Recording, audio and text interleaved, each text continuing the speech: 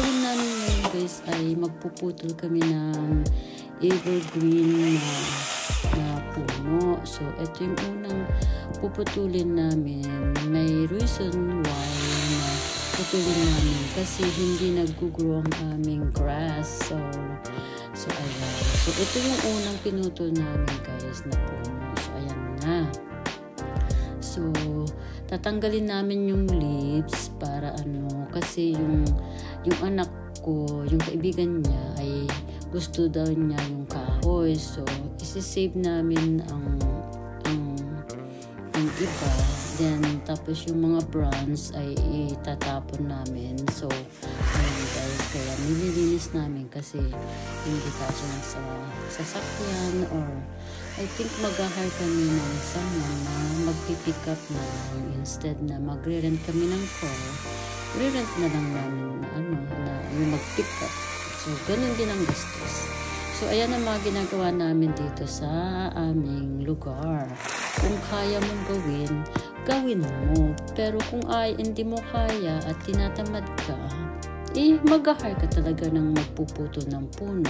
So, ito naman yung pangalawang puno na puputulin namin, guys. Ang problema dito, natatakot ako na baka madamage ang aming kapitbahay, yung bahay nila, or yung kanilang fence. So, ayan. So, tulong-tulong kami na gumawa lahat. So, ayan ang buhay dito sa ibang bansa. Instead na mag-hire ka ng marami or mag-hire ka ng someone na mag-cut para save ng pera, minsan kami na rin gumagawa. Then, ayan. So ayan yung pangalawa na puno na puputulin namin, guys. So, kasama ko yung aking binata. Siyempre, ginising ko kasi umatin siya ng party last night. So, ayan, ginising ko para samahan kami na hilain pa yung puno. Tapos yung asawa ko ang magpuputol, and then kasama din ako na manghila para hindi madamage ang kapitbahay. Pasensya na kayo mga kaibigan at ako'y nagagdaw. Sana pagpasensya niyo. So, ito, ayan. Ipapakita namin kung paano namin putulin ang puno. So, ayan. So, nilagay namin tali doon. Of course, ako ang umakyat yan dahil medyo matapang ako sa mga hike. So, ayan. So, ayan ako guys. Malamig kaya nakasweater ko na. So, ayan. Ayan. Tapos, ako nga natatakot kasi baka madamis namin yung kapitbahay. May swimming pool doon sa kapitbahay. So, ayan. Kaya ako'y nagsisigaw dyan, guys. Pasensya na kayo dyan. So, thank you sa mga ayan na. Babagsak na ang puno. Sayang nga kasi kaya lang, nadadamage yung grass namin, hindi tumutubo, kaya kailangan namin tanggalin. Dahil yung needles niyan ay napaka-strong ng acid niya. May acid yan, kaya ganyan. So, ayan na guys. Ginising ko yung binata ko dahil para may katulong ba akong maghila ng puno. Kasi hindi ko kaya dahil mabigat yung puno. So, ayan. So, pagkatapos niyan, lilinisin namin, ititrim namin, then itatabi namin yung iba. Kinakat na kasi mabigat guys. So, kasi isa pa, crowded sa backyard, kaya kailangan namin putulin. So, ngayon mag-start na ako maglinis habang di-off ko ng 1 week. So, itong ginagawa namin guys. So, ayan. So, ayan ang kalat to. Ang daming kalat guys. So, ang daming trabaho. Buti na lang off ako ng 1 week. So, tapos yung mga dahon na yan, ayan na. Nililinis ko na kasi ako lang may day off. Yung asawa ko at yung anak ko ay may trabaho. So, ayan na yung na-trim na bronze. So, ayan guys. So, ang kalat, diba?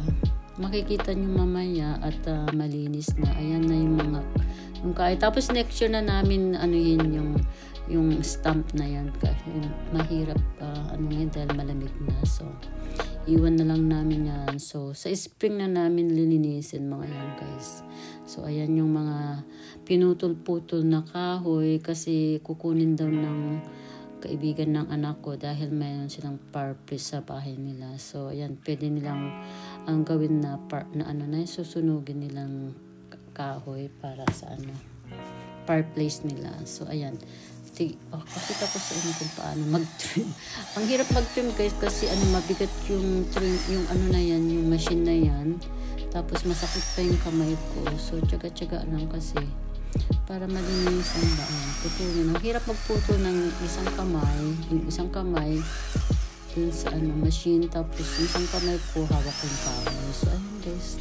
Ganyan ang trabaho ng mga tao dito sa ibang bansa guys. Instead na akala ng mga ibang tao ay nakasitting pretty lang kami at nakanganga at umahawak ng malaking pera. Pero ganito rin ang buhay namin guys. Lahat tayo ay ganyan ang buhay. Yung mga may hanap buhay din tayo. Pag araw ng day off natin, ito yung mga gagawin natin. Maglinis-linis. Hindi porket na nasa ibang bansa ka nakasitting pretty ka, marami kang gagawin. Hindi uso dito ang katulong guys. Instead, kung pinakamayaman ka sa mundo, ayan, may katulong ka. Hindi uso sa amin ang katulong dito. So, kami rin ang gumagawa guys. Kaya minsan, instead na mag-hire kami ng saman, para may magawa rin kami sa buhay, parang exercise na rin, kami rin ang gumagawa guys. So, ayan. Thank you sa mga pakikinig dyan. Pasensya na kayo at madaldal tong lola ninyo. So, thank you. Ayan. Nililinis ko na yung mga branch guys. Tapos, ipunin ko doon sa gilid ng bahay. Tapos, hanggang matapos yan, nilinisin ko. Hindi ako titigil hanggat hindi ko natatapos at malinis yung ginawa naming kalat. So, ayan guys. So, maya-maya medyo malinis-linis na. Maraming salamat. Ang ganda ng panahon ngayong araw na to. Pero ayan, ang ganda ng araw. Pero malamig guys, malamig. So, hindi namin alam kung anong gagawin namin dyan sa puno next year. We will see. We'll think about it. Kung anong gagawin. Puputulin ba o maglalagay kami ng bagong puno na kasi ang malakas ang acid ng needles ng ng puno. Kaya tinanggal namin. So, ayan guys. So, yung, ayan na, tinutumpok-tumpok ko na lahat guys. Yung ayan. Ayan, yung mga dahon na tinitrim ko para malinis.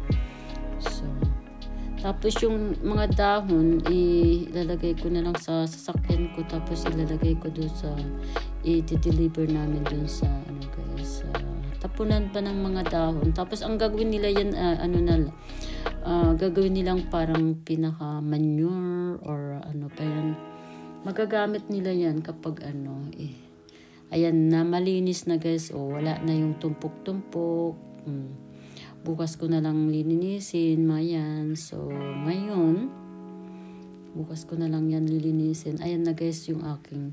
Ito yung mga na-trim kong kahoy na ipanggagatong daw ng ng anak ng kaibigan ko. So pipick upin nila mamaya.